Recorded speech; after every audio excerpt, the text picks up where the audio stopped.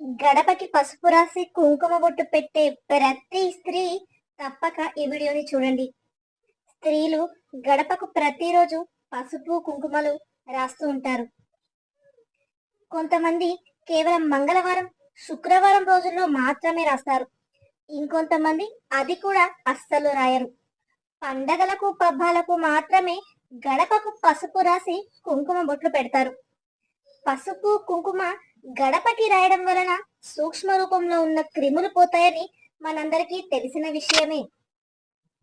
కానీ గడపకు పసుపు కుంకుమలు రాయడం వెనుక మనకి ఎన్నో తెలియని ఉపయోగాలు ఉన్నాయి. మరి ఆ ఉపయోగాలు ఏమిటో ఇప్పుడు ఈ వీడియో ద్వారా మనం తెలుసుకుందాం. ఈ వీడియోని ఎక్కడ స్కిప్ చేయకుండా పూర్తిగా చూడండి. అప్పుడే మేము చెప్పేది మీకు బాగా అర్థమవుతుంది. కాబట్టి ఈ వీడియోని ఎక్కడ స్కిప్ చేయకుండా చివరి వరకు చూడండి. అలాగే ఈ వీడియోకి ఒక లైక్ చేయండి. మీ ఒక్క లైక్ అనేది మాకు ఎంతగానో సపోర్ట్ ఇస్తుంది. గడపకు పసుపు రాసి కుంకుమ బొట్టు పెట్టడం వలన లక్ష్మీదేవి మన ఇంట్లో కొలువై ఉంటుంది. పసుపు రాయడం అనేది ఒక ఆచారంగా వస్తుంది. మంచి ఎనర్జీని ఆకర్షిస్తుంది. దోషాలు ఉన్న వాటన్నింటిని కూడా నివారణ చేస్తుంది. గడపకు పసుపు, గుమ్మానికి తోరణం ఉంటే ఆ ఇల్లు ఎంతో కలకలలాడుతూ ఉంటుంది. గడపకు పసుపు రాస్తే ఆ ఇంట్లోకి ఎప్పుడు అదృష్టం నడుచుకుంటూ వస్తుంది. గడపకు పసుపు రాసి కుంకుమ బొట్టు పెట్టే గృహిణి యొక్క భర్త కూడా కష్టపెట్టాడు. ఇలాంటి ఇళ్లలో ఆదాయం బాగుంటుంది. అలాగే ఆ ఇల్లు సర్వ సౌఖ్యాలతో స్వర్గతుల్యంగా ఉంటుంది. పిల్లలు మంచి ఆశయాలతో పెరిగి కుటుంబానికి మంచి ఉన్నతిని తెస్తారు.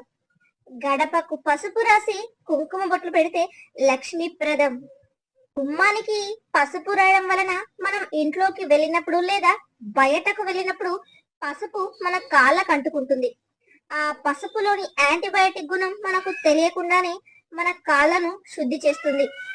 మన కాళ్ళల్లోని అనేక రకాల సూక్ష్మ జీవులను ఆ పసుపు దూరం చేస్తుంది. గడపకు పసుపు రాసే సాంప్రదాయం ఉన్న ఇళ్లలో పిల్లలు చెప్పిన మాట వింటారు. వృత్తి పదములో నడుస్తూ ఉంటారు. ఇలాంటి ఇల్లు సుఖ సంతోషాలతో స్వర్గతుల్యంగా ఉంటుంది. గుమ్మానికి పసుపు రాసేటప్పుడు లేదా తాంబూలం ఇచ్చేటప్పుడు పసుపు కుంకుమలు జారి పడితే ఏదైనా చెడు జరుగుతుందేమోనని చాలా మంది భయపడిపోతూ ఉంటారు. కానీ అలా భయపడవలసిన అవసరం ఏమీ లేదు. జారి పొరపాటున నేల మీద పడితే భూదేవికి ఆ పసుపు కుంకుమలను సమర్పించినట్లుగా భావించాలి. అలాగే భూదేవికి పూజ చేసినట్లే అని భావించాలి. మెయిన్ డోర్ మీద పసుపు నీటిని చల్లడం వలన మీకు లక్ష్మీదేవి అనుగ్రహం కలుగుతుంది. ఇంట్లోకి పాజిటివ్ ఎనర్జీ అనేది ఆకర్షింపబడుతుంది. మీ ఆర్థిక పరిస్థితి కూడా మెరుగుపడుతుంది. అలాగే ఆర్థిక సమస్యలు కూడా పరిష్కారం అవుతాయి.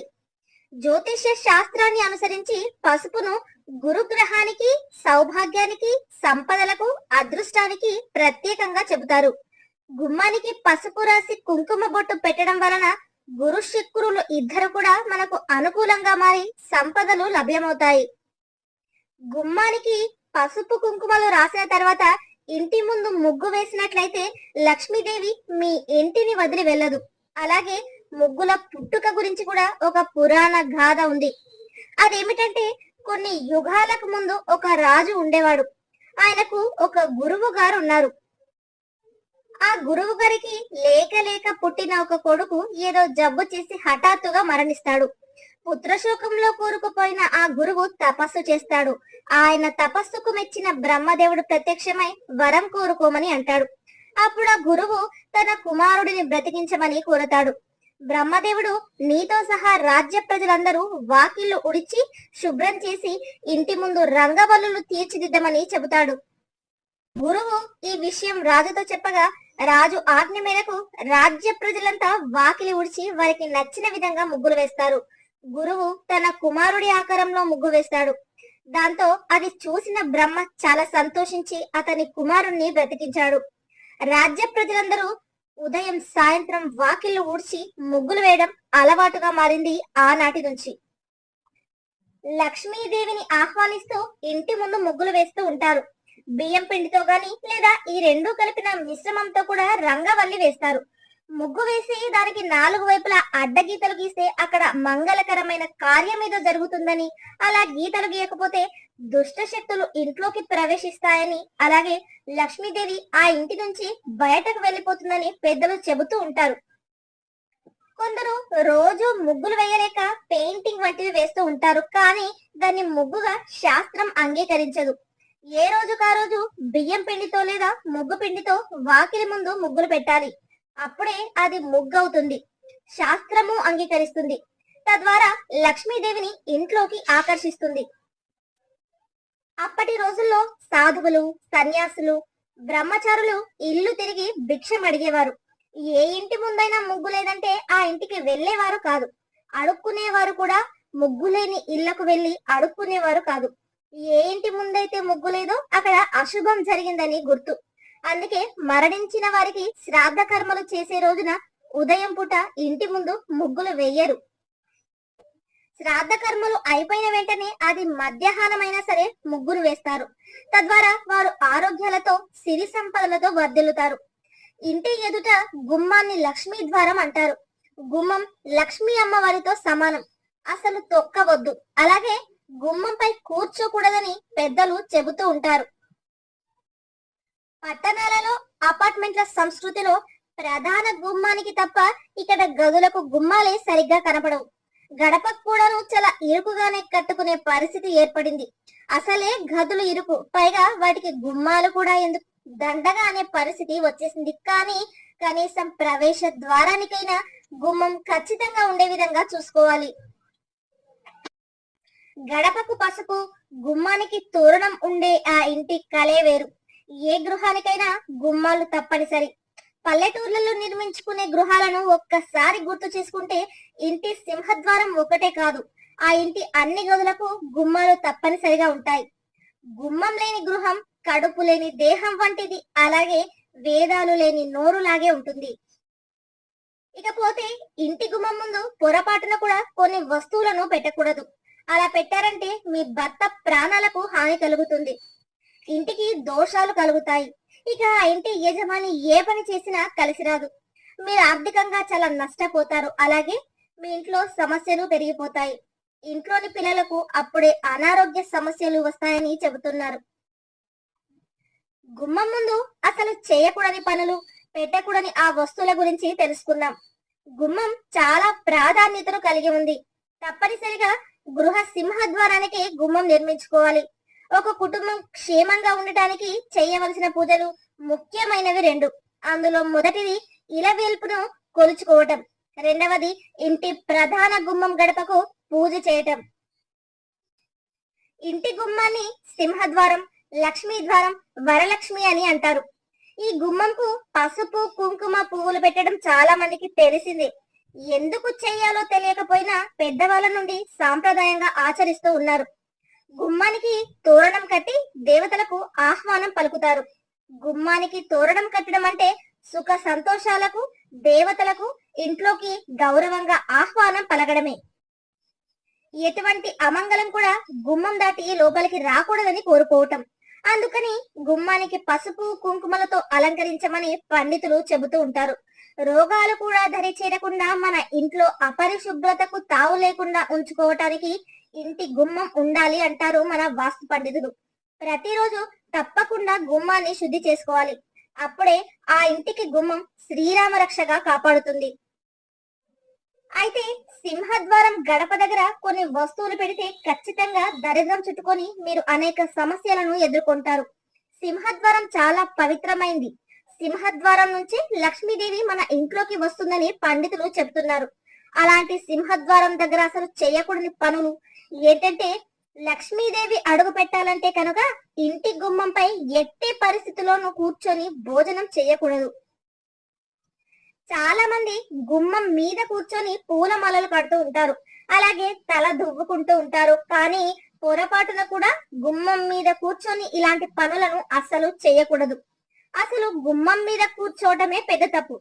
ఇలా చేస్తే లక్ష్మీదేవిని అవమానించినట్లే అవుతుంది. చాలా మంది ఆడవారు కూర్చోవటానికి పీట లేదని గుమ్మం మీద కూర్చొని చెయ్యకూడని పనులన్నీ చేస్తూ ఉంటారు. ఇది వారి బద్ధకానికి ప్రతీక. ఎప్పుడైతే మనసులో బద్ధకం పెరుగుతుందో అప్పుడే వారి పతనము మొదలవుతుంది. కాబట్టి గుమ్మం విషయంలో పొరపాటున కూడా ఈ తప్పులు చెయ్యవద్దు అని చెబుతూ ఉంటారు మన పండితులు. చాలా మందికి ఉన్న అలవాటు ఏంటంటే గుమ్మం ఎదురుగా లేదా గుమ్మం దగ్గర చెప్పులు పెడుతూ ఉంటారు, కానీ అసలు పెట్టకూడదు. అలా గుమ్మం దగ్గర చెప్పులు వదిలేసి ఇంట్లోకి వెళ్తే మీ ఇంట్లో నుండి లక్ష్మీదేవి వెళ్ళిపోతుంది, మీకు ఆర్థిక సమస్యలు ఎదురవుతూ ఉంటాయి. అలాగే చాలా మంది స్త్రీలు గుమ్మం దగ్గర కూర్చొని అన్నం తింటూ ఉంటారు, అలా తినకూడదు. అందులోనూ గుమ్మం దగ్గర కూర్చొని మాంసాహారం అస్సలు తినకూడదు. ఇలా చేస్తే లక్ష్మీదేవికి కోపం వస్తుంది. కొంతమంది ఇంటి గుమ్మం దగ్గర క్యాలెండర్ కూడా పెడుతూ ఉంటారు. అలా పెడితే లక్ష్మీదేవి మీ ఇంట్లోకి రాకపోగా ఇంట్లోకి నెగటివ్ ఎనర్జీ వస్తుంది. కాబట్టి గడప దగ్గర ఈ పనులు అస్సలు చేయవద్దు. గడపకు ఎదురుగా వేసే డోర్ మ్యాట్ కూడా మురికి పట్టి ఉండకూడదు. అలా ఉంటే గడప దాకా వచ్చి తిరిగి లక్ష్మీదేవి వెనక్కి వెళ్ళిపోతుంది, మీ ఇంట్లోకి అస్సలు రాదు. కనుక డోర్ మ్యాట్లు ఎప్పుడు కూడా శుభ్రంగా ఉండేలాగా చూసుకోవాలి. మీరు సింహద్వారం ఎదురుగా బ్లాక్ కలర్ లో ఉండే డోర్ మ్యాట్ ని ఉపయోగించకూడదు. రెడ్ లేదా గ్రీన్ కలర్ లో ఉంటే చాలా మంచిది. సింహద్వారం పక్కన గాని లేదా దగ్గరలో గాని ఇంట్లో చెత్త వేసే డస్ట్బిన్ లాంటివి అస్సలు ఉంచకూడదు. ఇలా ఉంచితే మీ ఇంట్లోకి నెగటివ్ ఎనర్జీని మీరే ఆహ్వానించినట్లు అవుతుంది. మహిళలు గుమ్మంపై తలపెట్టి నిద్రిస్తూ ఉంటారు. అలా చేస్తే ఇంటి యజమానికి గండమని శాస్త్రాల్లో చెప్పి ఉన్నారు. కనుక గుమ్మం మీద ఎప్పుడు కూడా తలపెట్టి నిద్రించవద్దు అని, అది చాలా పెద్ద దోషం అవుతుంది. చాలా మంది గుమ్మం పక్కన చీపురుని పెడుతూ ఉంటారు, కానీ అలా అస్సలు చేయకూడదు. చిన్నపిల్లలు గడప మీద నిలబడి లేదా కూర్చొని ఏడవకూడదు. చాలా మంది పిల్లలు గుమ్మంపై నిల్చొని ఏడుస్తూ ఉంటారు. మనం తరచూ చూస్తూనే ఉంటాం, కానీ అది అరిష్టం. గుమ్మం ముందు చాలా మంది దిష్టి కోసం గుమ్మడికాయలు, కొబ్బరికాయలు వంటివి కడుతూ ఉంటారు, కానీ అవి కుళ్ళిపోయినా వాటిని తీసేయకుండా అలాగే వదిలేస్తారు. గుమ్మడికాయలను గుమ్మం ముందు అలాగే ఉంచకూడదు. అలా ఉంటే ఇంటి యజమాని ఆరోగ్యం దెబ్బతింటుందని పండితులు చెప్తున్నారు. కాబట్టి ఇంటి మెయిన్ డోర్ దగ్గర కుళ్ళిపోయిన గుమ్మడికాయలు, నిమ్మకాయలు, కొబ్బరికాయలు లేకుండా చూసుకోవాలి. ఆ పాడైపోయిన గుమ్మడికాయ, కొబ్బరికాయ, నిమ్మకాయ తీసివేసి అలాగే వాటి ప్లేస్ లో కొత్త వాటిని పెట్టాలి.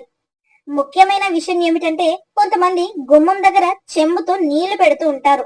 లక్ష్మీదేవి తమ ఇంటికి వస్తుందని భావించి అలా పెడుతూ ఉంటారు, కానీ అలా పెడితే నీటిని 3 రోజులకు ఒక్కసారి మాత్రమే పెట్టాలి. ప్రతిరోజు పెట్టడం అంత మంచిది కాదు. ఈ వీడియో కనుక మీకు నచ్చినట్లయితే ప్లీజ్ ఒక లైక్ చేసి మీ ఫ్రెండ్స్ కి ఈ వీడియోని షేర్ చేయండి.